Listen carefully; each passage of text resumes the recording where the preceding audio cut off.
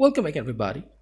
In this lecture, we're not gonna talk about anything very new. Actually, I thought that we should talk about the Jumbotron at least once in a time. We already used the Jumbotron, but what is the Jumbotron? It's a kind of you can say a kind of header. A Jumbotron, its name clears it. It's a Bootstrap element. If you just want to use the Jumbotron, you can use it. You can use the Jumbotron for the heading. Some interesting things of the Jumbotron is we didn't talk about them. Or if I just remove that text and I just go down and I just put the h1 a heading inside the Jumbotron. So I'm just typing a heading and I'm just putting the same thing outside of the Jumbotron. You just notice what's gonna happen here. Okay, I made a heading inside the Jumbotron, made a heading outside of the Jumbotron, and I just go to the browser, refresh that. You can see that this is actually a little space there. This is actually a general rule of a Jumbotron. Okay, if I just go there back and now I'm going to use the container inside the Jumbotron. I can even do this too, and that can be necessary. As I say that we can use the container anywhere where it's necessary. So I'm just cutting this off and pasting this here and saving this. Going back to the browser, now you can see that the heading is now inside the manner, but the Jumbotron is actually crossing the limit. So this is how the Jumbotron works. By the way, the Jumbotron also can be fluid. This was not in a previous version of the Bootstrap, but here at least it works. And I can also see that it sucks because I just forgot one thing.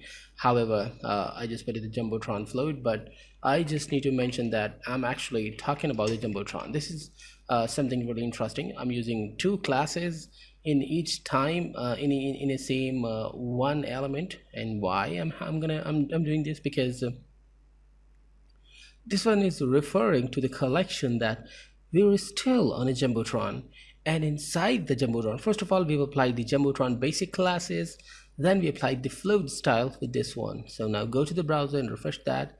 This is the fluid Jumbotron. No, did you notice any difference between both of them? No, I know. I'm gonna zoom it. Just notice the columns, the corners of the both Jumbotrons. I'm just making another one. I'm removing this rough space, copying this one. Yeah, now you must be noticing that Jumbotron also has something really interesting. So I'm removing this one, this thing, and just saving, and now going to the browser and refreshing that. Now I got two Jumbotrons. You can see that this has a corner, a rounded corner, but their corners are simple, plain and square without any extra space there. But you can see that it's a unique one, has a rounded border and looking nice, by the way. But there is a very simple difference between them. Now if you're still confused in using the container inside the Jumbotron, so I'm going to clarify this thing again, that the container, we can use the container anywhere, and because Jumbotron is a full-fledged element, it covers the whole area of the screen. It can do this. So if you just want to put some data inside the Jumbotron, and you just don't want to limit the Jumbotron, but you want to limit the data of the Jumbotron, like the text of the Jumbotron, you just put it inside. So this is how you can manage things. Now I think you just understood the logic. So in the next lecture, absolutely, we're not going to talk about Jumbotrons or something new. So till then, stay tuned and goodbye.